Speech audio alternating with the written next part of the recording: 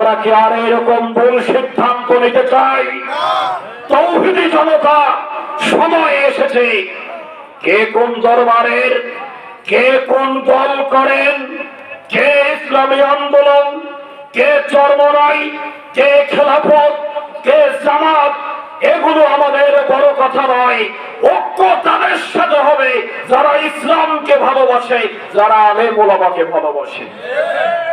কিন্তু যারা ইসলামকে ভালোবাসে না, কোরআন সংবিধান হোক, এই 95% মুসলমানের দেশে কনস্টিটিউশন হবে কোরআন, এটা যারা চায় না, তাদের সাথে ঐক্য করে আমাদের ইসলামের কোনো উপকার হবে না।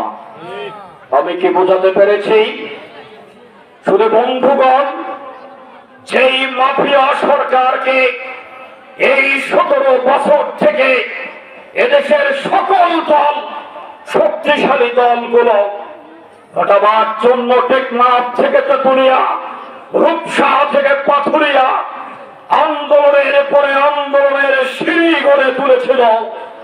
অসংখ্য মা তার সন্তানকে হারিয়েছে, অসংখ্য ভাইরা তাদের জীবন আঁকা করে বিলিয়ে দিয়েছে। আমরা তাদের জন্য সমবেদনা জানাচ্ছি। অনেক মানুষ পঙ্গুত্ব বরণ করেছে, অনেককে নির্যাতনের স্টিম রোল চালানো হয়েছে, কিন্তু তাকেও হটানো সেই আন্দোলনের মধ্যে সম্ভব হয়নি। কিন্তু যখন দেশের জামান কামাল তরুণ ছেলেরা ঐক্যবদ্ধ হলো, ভোট নয়, নির্বাচন নয়, দফা এক, দাবি এক, এই স্বৈরাচারের পদত্যাগ। আওয়াজ দেন, নো রেসপন্স, নো লেকচার। আওয়াজ দেবেন না, কথা হবে না। আমার ঘুমন্ত শ্রোতার দরকার নাই, আমার জাগ্রত শ্রোতার দরকার। আমি কারো পক্ষে বলতে যে আমার আরো 10টা 20টা মাহফিল এই এলাকায় হোক, আমি চাই না। মাহফিল আমার একটা হোক, কথা বলার মঞ্চ আমার একটাই যথেষ্ট, 10টার দরকার নেই। যখন এই দাবি নিয়ে রাস্তায় নামলো, তখন অনতি বিলম্বে তার পতন ঘটলো, ঠিক কিনা? এই জন্য আমরা সকল মুসলমানদেরকে ঐক্যবদ্ধ করার পরিকল্পনা নিয়ে সকল ইসলামী সংগঠনের নেতৃবৃন্দের সাথে আমাদের কথা হচ্ছে, যোগাযোগ হচ্ছে। আমরা বিভেদ নয়, ঐক্য চাই, বলুন ঠিক কিনা?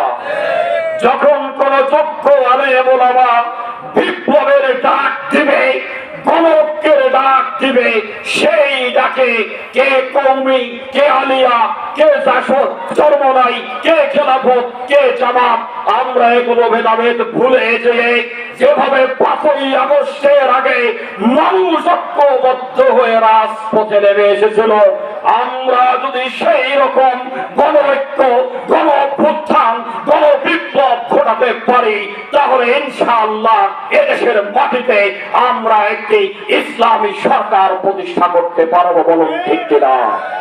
সেই ঐক্য আমরা চাই কি চাই না? কারা কারা ঐক্য চান, 2 হাত তুলে আল্লাহকে দেখান।